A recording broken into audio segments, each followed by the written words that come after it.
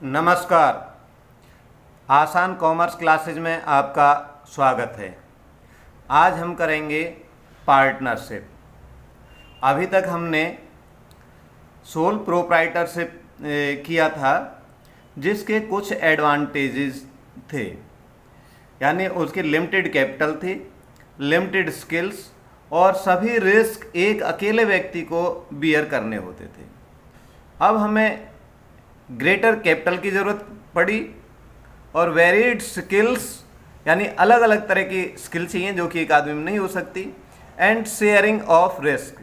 जहाँ पर अकेला आदमी रिस्क बियर करता था, अब उसे लगा कि मैं अकेला नहीं, अगर कोई और साथी मिल जाए रिस्क बियर करने के लिए तो और ज़्यादा अच्छा रहेगा। इन चीज़ों से देखते हुए, यानी सोल प्रोप्राइटरशिप की लिमिटेशंस को देखते हुए हमारी कुछ नई ज़रूरतें एराइज हुई और इन्हीं की वजह से हमारी जो पार्टनरशिप की शुरुआत हुई। अब पार्टनरशिप को हम इस तरह से डिफाइन कर सकते हैं। पार्टनरशिप एक्ट 1932 में पार्टनरशिप की एक बड़ी सिंपल सी डेफिनेशन है कि the relation between persons who have agreed to share the profit of the business carried on by all और any one of them acting for all. यानी सिंपल सी बात है कि द रिलेशन, ये क्या है, एक रिलेशन है between person who have agreed to share the profit, ऐसे लोगों के बीच में जो प्रॉफिट को शेयर करने के लिए एग्रीड हुए हैं। और प्रॉफिट किसका? ऑफ द बिजनेस, बिजनेस का। और बिजनेस भी कैसा? कैरिड ऑन बाय ऑल, जो सबके द्वारा चलाया जाता हो, और एनी वन ऑफ देम, और उनमें से किसी एक के द्वारा, एक्टिंग फॉर ऑल, जो सभी के लिए कार्य करे। अब इस डेफिनेशन को देखने के बाद में हम इसमें से इसकी जो फीचर्स हैं वो देख सकते हैं। यानी सारी जो हमारी फीचर्स हैं वो डेफिनेशन के अंदर ही छुपी हुई होती हैं। अब इसे देखिए कैसे करेंगे। सबसे पहले इसमें बात आती है फॉर्मेशन की। फॉर्मेशन, पार्टनरशिप का फॉर्मेशन है, पार्टनरशिप एक्ट 1932 के अंतर्गत किया जाता है। लेकिन इसमें ध्यान ये रखना है कि अगर कोई लोग आपस में एक चैरिटी के लिए, प्रॉफिट के लिए एग्रीड होने चाहिए। अगर कोई चैरिटी के लिए दो या दो से आदमी मिलकर के कोई कार्य करते हैं तो ये पार्टनरशिप नहीं कहलाएगा। और दूसरी एक और बात भी है कि अगर कोई दो व्यक्ति मिलकर के कोई प्रॉपर्टी खरीदते हैं और जिनका प्रॉफिट कमाने का उद्देश्य नहीं है, केवल वो इकट्ठे मिलकर रहते हैं या मिलकर किस चीज़ का उपयोग करते हैं, जैसे मिलकर के एक मकान ले लिया, दो आदमी मिलकर के उसमें रहते हैं, को ऑनरशिप तो कहलाएगा, लेकिन ये पार्टनरशिप नहीं कहलाएगी। पार्टनरशिप में जरूरी बात क्या है, तो बिजनेस होना चाहिए और उसमें क्या, प्रॉफिट भी होना चाहिए, यानी प्रॉफिट के लिए बिजनेस किया जाना चाहिए, तभी ये हमारी पार्टनरशिप कहलाएगी। अब अगला पॉइंट हमारा आता है लायबिलिटी। लायबिलिटी पार्टनरशिप में भी सोल ट्रेडर की, सोल प्रोप्राइटरशिप की तरह अनलिमिटेड होती है। और इसके साथ दो शब्द और जुड़े होते हैं, जॉइंटली एंड इंडिविजुअली। यानी सभी लोग मिलकर भी जो लायबिलिटी होगी उसे देने के हकदार होते हैं, और कोई अकेला व्यक्ति भी लायबल होता है। मान लीजिए कहीं से पैसा उधार लिया है और कोई जिसने उधार दिया पैसा, वो किसी एक पार्टनर से पैसा मांगता है कि मुझे आप पैसा दीजिए, तो वो अकेला व्यक्ति भी उसे देने का हकदार होगा। वो कोई भी क्रेडिटर है जो एक अकेले पार्टनर से भी अपना पैसा वसूल कर सकता है। हालांकि जो पार्टनर है बाद में अपने एग्रीमेंट के हिसाब से दूसरे पार्टनर से भी अपने हिस्से को बांट सकता है, लेकिन बाहर का जो थर्ड पर्सन है, जो क्रेडिटर्स हैं, वो किसी एक से भी और अलग अलग सभी से भी मिलकर भी अपने पैसे को वसूल कर सकते हैं। इसमें कोई व्यक्ति मना नहीं कर सकता। नेक्स्ट आती है रिस्क बियरिंग। जैसे कि हमने देखा था कि सोल प्रोप्राइटरशिप में अकेला व्यक्ति रिस्क बियर करता था, लेकिन यहाँ पर सभी जो पार्टनर हैं मिलकर के रिस्क बियर करते हैं। डिसीजन मेकिंग एंड कंट्रोल, यहाँ पर जो डिसीजन लिया जाता है वो आमतौर पर सभी पार्टनर की आम सहमति से लिया जाता है, म्यूचुअल कंसेंट, और सभी का मिला जुला इसके ऊपर कंट्रोल रहता है। नेक्स्ट पॉइंट आता है कंटिन्यूटी। जैसे हमने देखा था कि सोल प्रोप्राइटरशिप हमारे कंटिन्यू रहने में उसमें दिक्कत आती थी, क्योंकि कोई आदमी बीमार हो जाए और उसका जो मन बदल जाए या उसकी डेथ हो जाए तो वहाँ उसकी जो बिजनेस है वो बंद हो जाता था। यहाँ पर भी पार्टनरशिप में भी अगर कोई एक पार्टनर छोड़कर जाता है, किसी पार्टनर की डेथ हो जाती है, कोई इंसॉल्वेंट हो जाता है, या कोई लुनेंसी जैसे कि पागल हो जाता है, स्वस्थ दिमाग का नहीं रहता, तो ऐसे में पार्टनरशिप भी समाप्त हो जाती है। हालांकि बाकी के पार्टनर चाहें तो अपनी पार्टनरशिप को एक नए एग्रीमेंट के तहत जारी रख सकते हैं। अब नेक्स्ट पॉइंट आता है नंबर ऑफ पार्टनर्स। अब इसमें मिनिमम पार्टनर्स में मिनिमम 2 मेंबर्स हो सकते हैं, लेकिन मैक्सिमम मेंबर के लिए पार्टनरशिप एक्ट 1932 में कुछ भी स्पष्ट नहीं कहा गया है।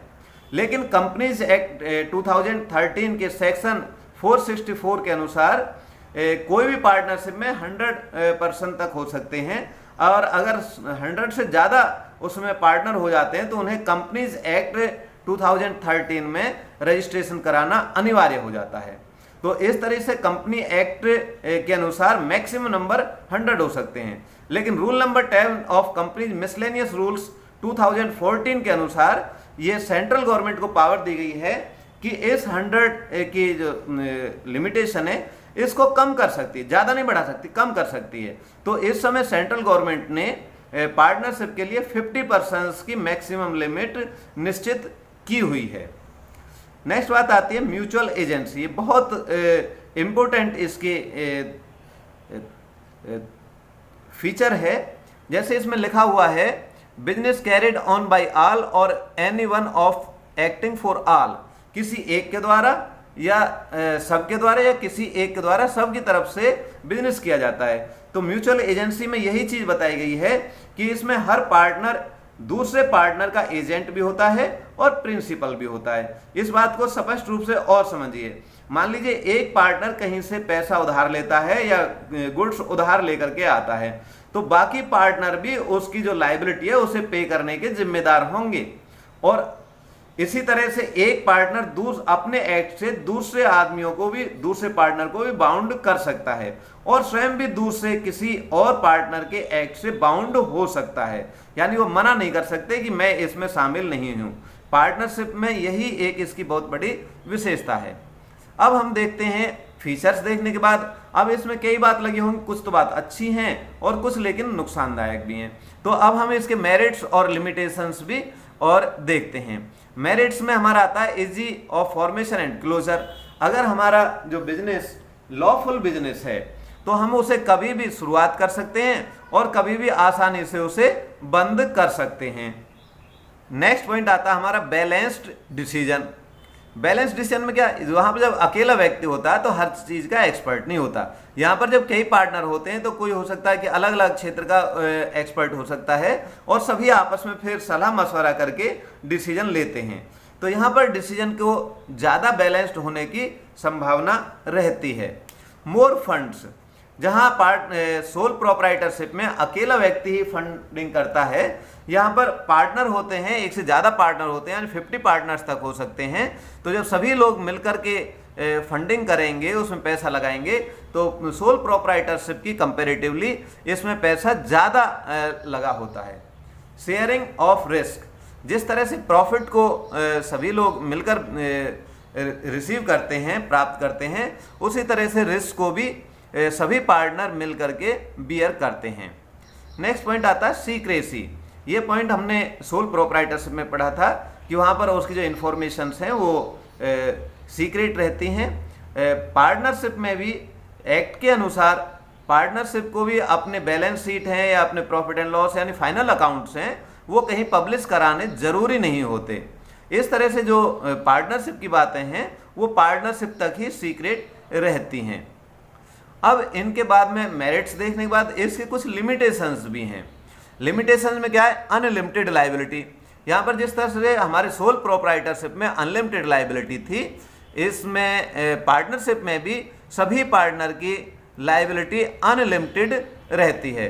हालांकि अब कुछ लिमिटेड पार्टनरशिप भी शुरू होने लगी हैं जिसमें कुछ पार्टनर की लायबिलिटी लिमिटेड रहती है, लेकिन कम से कम एक पार्टनर ऐसा होता है जिसकी लायबिलिटी अनलिमिटेड हो। इस तरह से जिस व्यक्ति के पास पर्सनल प्रॉपर्टी ज़्यादा होती हैं उसका रिस्क कहीं और ज़्यादा बढ़ जाता है। मान लो बिजनेस में ज़्यादा रिस्क हो, ज़्यादा लॉस हो जाता है और बिजनेस की प्रॉपर्टी से वो लॉस भी कवर नहीं हो पाता है, तो ऐसे में अब पार्टनर्स की जो पर्सनल प्रॉपर्टी है उससे पैसा वसूल किया जाता है।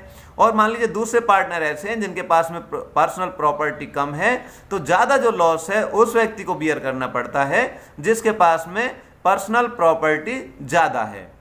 नेक्स्ट है लिमिटेड रिसोर्सेज, क्योंकि पार्टनरशिप में मैक्सिमम जो नंबर है वो 50 तक हो सकता है। ऐसे में जो रिसोर्सेज हैं वो एक लिमिट तक ही रहते हैं, वो भी लिमिटेड रिसोर्स रहते हैं। बहुत ज़्यादा अगर एक ज़्यादा बिग अगर हम बिजनेस करना चाहें बहुत लार्ज स्केल पर, तो पार्टनरशिप में वो संभव नहीं होता। यानी पॉसिबिलिटी ऑफ कॉन्फ्लिक्ट, ये इसका सबसे बड़ा ड्रॉबैक है।